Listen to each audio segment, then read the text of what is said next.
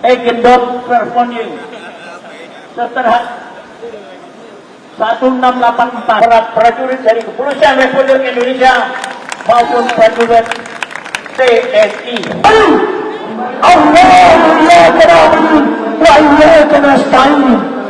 Mana saya belum lihat mukanya. Sini Pak, maju lah. Pengadilan Negeri mengundang Kasat Pol PP DKI Jakarta perwakilan. Sini Pak, merapat. Pengadilan Negeri mengundang pemerintahan daerah provinsi administrasi wali kota Jakarta Pusat atau yang mewakili dari wali kota Jakarta Pusat. Pengadilan Negeri mengundang pemerintahan kota Jakarta Pusat hadir. Ayo Pak, ngerapat sini Pak, nggak apa-apa. Dengan kokoh untuk berteriak tentang hak-hak mereka sebagai anak bangsa. Betulnya mereka berdiri dengan kokoh mengajukan gugatan perbuatan melawan hukum yang dilakukan oleh, di situ disebutkan bahwa lengkap kita gugat, yaitu Sekretariat Negara, BPN dan lain-lainnya, bahwa tanah ini tidak bisa serta-merta dieksekusi karena ini adalah milik ahli.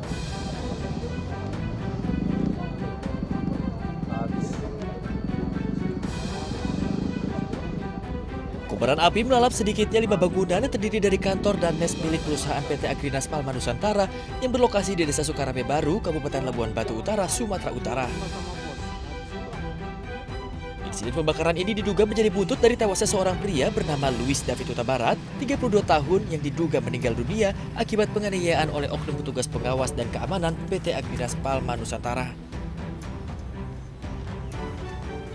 Berikan edukasi bahwasanya peristiwa ini jangan melebar, jangan membesar, cukup kita selesaikan di peristiwa tadi malam, karena kami berkomitmen TNI dan Polri melakukan proses penegakan hukum secara jelas, tepat, terang, sehingga ada kepastian hukum terhadap pelaku yang mempertanggungjawabkan perbuatannya.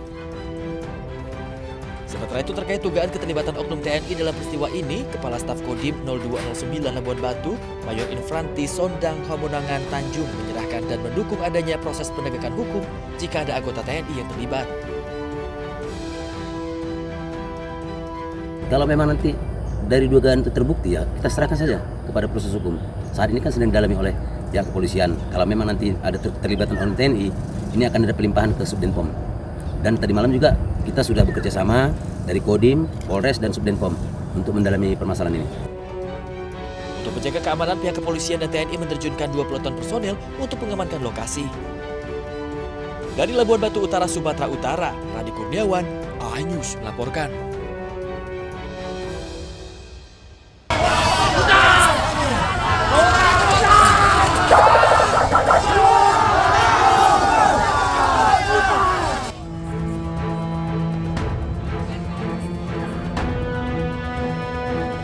Truk TNI yang hendak melintas di lokasi aksi ini diadang. Mahasiswa dan pendemo langsung mengerumuni sambil meneriaki kata mundur.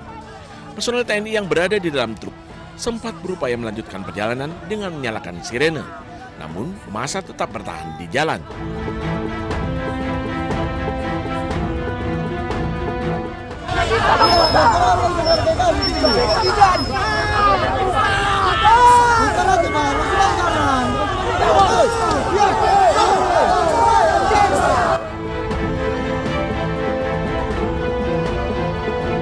Mahasiswa juga meminta para pengendara yang akan melintas untuk memutar balik ke arah jalan Imam Bonjol. Hanya pengendara sepeda motor dan pengemudi ojek online masih diperbolehkan melintas. Dalam orasinya, massa menyebut mereka tengah memperjuangkan hak rakyat, menuntut mencabut revisi Undang-Undang Polri, evaluasi MBG, serta mengembalikan TNI ke barak. Massa juga meminta masyarakat untuk mendukung aksi dengan mengambil jalur alternatif. Saya kira seharusnya dalam berkendara pun sekali lagi kita juga harus menentukan aturan-aturan yang berlaku. Terkait dengan pemblokiran atau penutupan, saya menghimbau sebaiknya jangan, karena sekali lagi itu dapat mengganggu ya mobilitas maupun juga berbahaya juga untuk keselamatan mahasiswa kan gitu. Setelah sempat tertahan di lokasi, truk TNI akhirnya memutar balik. Sementara mahasiswa kembali melanjutkan unjuk rasa dan orasi di kawasan lapangan Merdeka, Medan. Dari Medan, Sumatera Utara, Ahmad Ridwan Nasution, iNews melaporkan.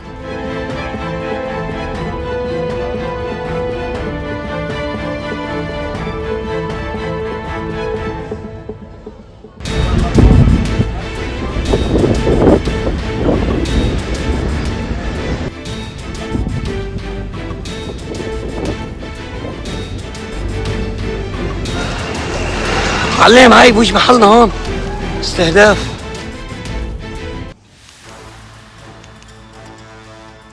Melalui perundingan panjang dan alot yang dimediasi Pakistan, Amerika Serikat dan Iran akhirnya mencapai kesepakatan damai tentatif untuk mengakhiri perang yang telah berlangsung selama lebih dari 3 bulan. Kesepakatan ini diumumkan pada 15 Juni 2026 yang dapat mengurangi ketegangan di Timur Tengah. Dalam kesepakatan militer, Amerika Serikat dan Iran sepakat memberlakukan gencatan senjata permanen yang berlaku segera di seluruh medan pertempuran termasuk Lebanon. Namun gencatan senjata di Lebanon menjadi bagian yang paling sulit diwujudkan. Presiden Amerika Serikat Donald Trump kesulitan meyakinkan Perdana Menteri Israel Benyamin Netanyahu menghentikan operasi militernya di Lebanon. Pemerintah Israel secara tegas menyatakan kesepakatan damai Amerika Serikat dan Iran tidak mengikat mereka karena Israel bukan pihak dalam perjanjian tersebut. Netanyahu bahkan menegaskan operasi militer terhadap Hizbullah merupakan konflik terpisah dan akan terus dilanjutkan demi menjamin keamanan nasional Israel. Pasca gencatan senjata Amerika Serikat dan Iran, militer Israel kembali melancarkan rentetan serangan udara di beberapa wilayah di Lebanon Selatan. Pesawat-pesawat tempur Israel melancarkan serangan udara yang menargetkan wilayah Nabatiyeh, Ansariyeh, dan pinggiran timur kota Kufar Tebnit. Presiden Amerika Serikat Donald Trump yang berusaha mendorong tercapainya kesepakatan mengakhiri perang dengan Iran dinilai terganggu dengan keputusan Israel untuk tetap menyerang Lebanon dalam periode gencatan senjata. Trump khawatir eskalasi militer ini tidak hanya memperburuk citra Israel di mata dunia, namun juga berpotensi merusak proses diplomasi yang sedang dibangun Amerika Serikat dan Iran. Tak hanya itu, Perdana Menteri Israel Benyamin Netanyahu juga menghadapi tekanan dari publik Israel. Pemerintah Netanyahu dikritik karena gagal melemahkan Iran dan Hizbullah di Lebanon yang dipandang sebagai ancaman terbesar warga Israel.